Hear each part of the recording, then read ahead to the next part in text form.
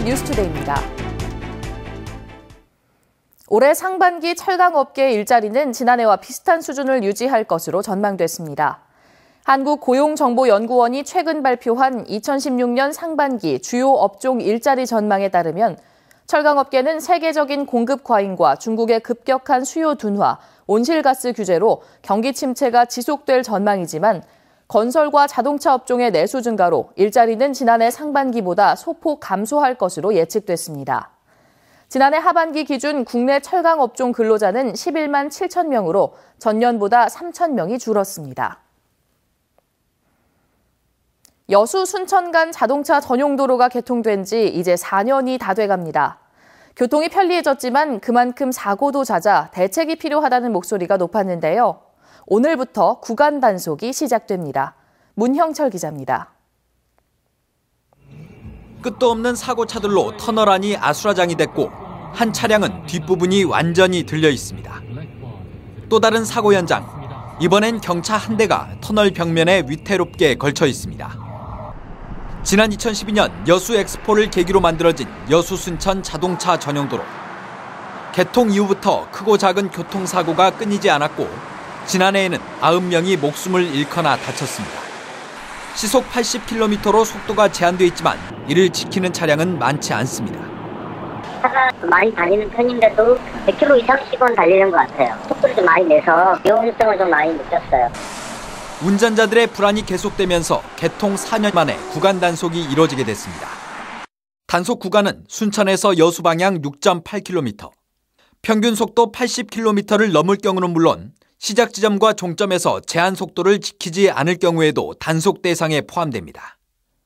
산단 화물차들의 통행량이 많은 만큼 대형 사고의 위험성도 줄어들 것으로 보입니다. 저 구간 단속 카메라가 설치된 이후부터 이미 현저하게 차 속도가 줄어드는 걸 저희가 느끼고 있습니다. 또 그 이후로 사고도 좀 많이 준 걸로 나오고 있습니다. 하지만 여수에서 순천 방향에는 예산 등을 이유로 아직 구간 단속 계획이 없어 여전히 운전자들의 자발적인 주의가 필요합니다. MBC 뉴스 문형철입니다. 지난해 여수 지역에서 열린 마이스 행사가 큰 폭으로 늘어난 것으로 나타났습니다. 여수시에 따르면 지역에서 열리는 마이스 행사 활성화를 위해 마이스 유치 인센티브를 시에서 행사당 최고 2천만 원을 지원한 결과 지난 한 해 마이스 행사만 813건에 34만 명을 유치했습니다. 마이스는 회의와 관광, 컨벤션 사업을 포함한 관광객 유치 산업으로 여수시는 마이스 산업 활성화를 계기로 이번 달 25일부터 3일간 박람회장 일대에서 1,500여 명이 참여한 가운데 한국 마이스 총회를 개최한다고 밝혔습니다. 광양 지역으로 단체 관광을 유치한 여행사에 지급하는 경력금이 인상됩니다. 광양시는 내국인 25명, 외국인 10명 이상이었던 경력금 지원 기준을 각각 20명과 5명 이상으로 낮추고 숙박시설별로 1인당 1박에 8,000원에서 13,000원이던 지원금을 각각 10,000원에서 15,000원으로 2,000원씩 올리기로 했습니다. 광양시는 대규모 여행사들을 직접 방문해 변경된 시책을 홍보하고 남도 관광 여행 코스에 광양을 포함시켜줄 것을 당부하기로 했습니다. 총선을 70여일 앞두고 더불어민주당과 국민의당이 지역 민심 쟁탈전이 치열해지고 있습니다. 더민주는 지방에선 처음으로 비대위, 선대위 회의를 갖고 텃밭 탈환에 나섰고 국민의당은 민생 행보를 이어가며 맞불을 놨습니다. 한신구 기자의 보도입니다. 비대위 출범 이후 첫 지방 일정으로 1박 2일 동안 광주를 찾은 김종인 위원장 등 더불어민주당 지도부가 국립 5.18 민주묘지를 찾았습니다.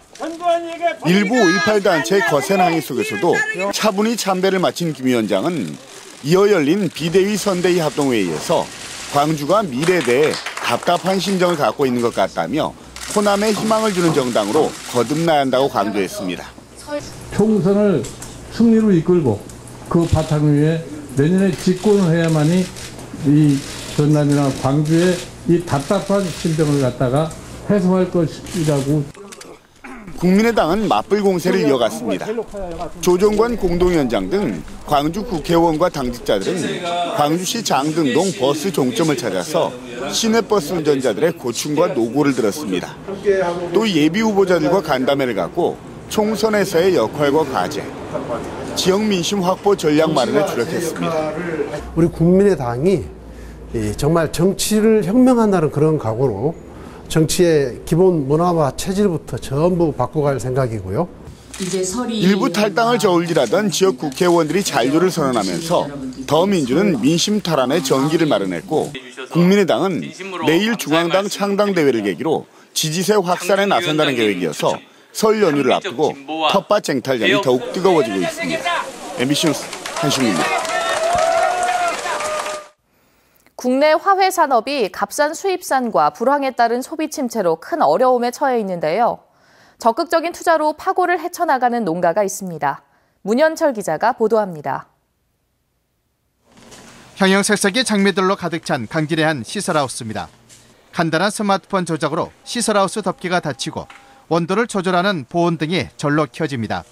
이른바 정보통신기술 ICT를 적용한 최첨단 시설하우스입니다.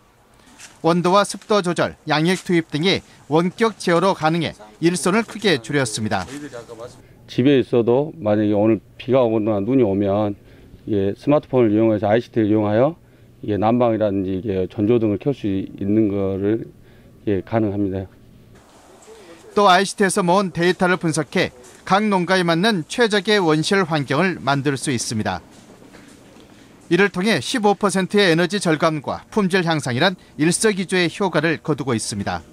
이런 하우스의 어떤 관리 방법이나 이런 것들을 전문기관에서 빅데이터 관리를 통해서 좀 더 효율적으로 컨설팅을 할 수 있는 그런 장점이 있겠습니다.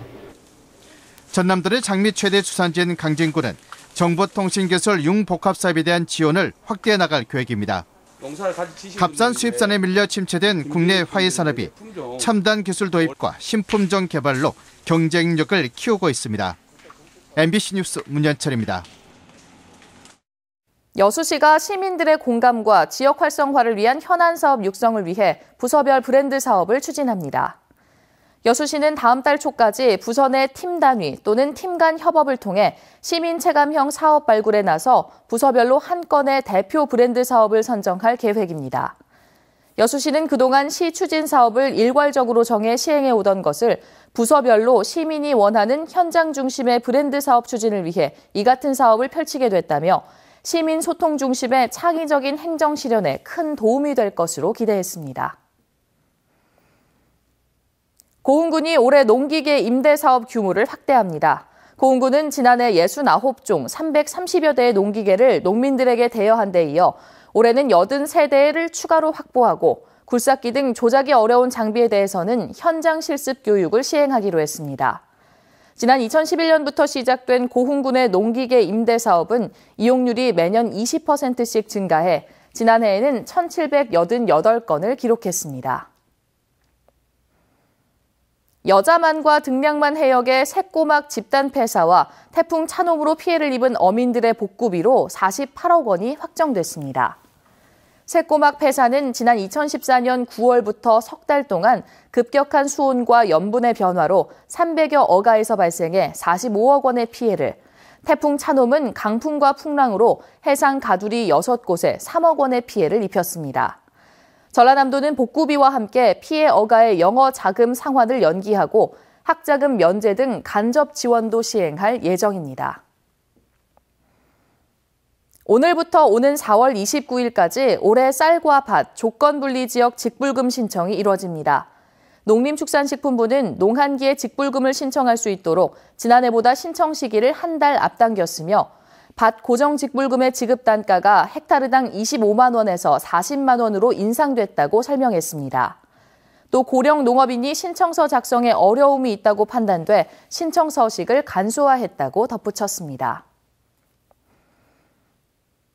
광양시가 매월 이달의 봉사왕을 선정해 시민들의 봉사활동 참여를 적극 독려하기로 했습니다. 광양시는 이달부터 시 자원봉사 포털에 등록했고 전년도 자원봉사 실적이 20시간 이상인 시민 가운데 실적이 가장 많은 봉사자 1명을 봉사왕으로 선정해 포상과 함께 선진지 연수 기회 등을 주기로 했습니다. 광양시의 경우 2015년 12월 말 현재 자원봉사 시스템에 등록된 자원봉사자가 모두 5만 9,700여 명으로 광양시 총 인구 15만 4천여 명의 40%에 달합니다. 전라남도가 설 명절을 맞아 재래시장에서 판매되고 있는 제수용과 선물용 식품 등에 대해 사전 안전점검을 실시합니다. 이번 점검은 오는 5일까지 각 시군과 소비자 식품위생감시원이 23개 반으로 나눠 건강기능식품의 허위 과장 광고, 무허가 제품 판매, 냉동 냉장식품 보관 기준, 고사리 도라지 등 제수용 식품의 위생 상태를 집중적으로 확인합니다. 광주와 전남 지역의 미분양 주택이 늘고 있습니다. 국토교통부의 2015년 11월 말 전국 미분양 주택 현황에 따르면 광주의 미분양 주택은 735가구로 전국에서 세 번째로 증가폭이 높았습니다. 반짝 한파가 찾아왔습니다. 요 며칠 겨울치고는 비교적 포근했기 때문에 오늘 추위가 훨씬 더 심하게 느껴진 것 같습니다. 단단히 중무장하고 나왔지만 여름장 같은 한기에 온몸이 절로 떨립니다. 출근길 시민들의 옷차림도 다시 한겨울로 돌아왔습니다. 두꺼운 겨울 점퍼에 목도리는 물론이고 대부분 모자까지 푹 눌러쓴 채 발걸음을 재촉하고 있습니다. 다시 강추위가 기승을 부리고 있습니다. 경기 북부와 강원도, 충북 북부와 강원 북부 산간에 닷새 만에 다시 한파주의보가 내려졌는데요. 현재 기온 대관령 영하 17.2도, 파주도 영하 14.1도, 서울 영하 9도까지 떨어졌고 초속 3m 안팎의 바람이 불면서 서울의 실제 체감온도 영하 14도까지 떨어지고 있습니다. 한낮에도 서울이 영하 2도, 광주 1도 등 중부지방을 중심으로 영하권에 머무는 곳이 많겠습니다.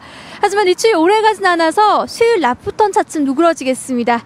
현재 기온 서울이 영하 9도, 대전 영하 7.4도, 대구 영하 3도로 전국이 영하권입니다. 낮 기온도 서울이 영하 2도, 대전 0도, 대구 3도에 머물겠습니다. 이춘절기가 들어있는 이번 주 대체로 맑은 날씨가 이어지겠습니다. 날씨였습니다.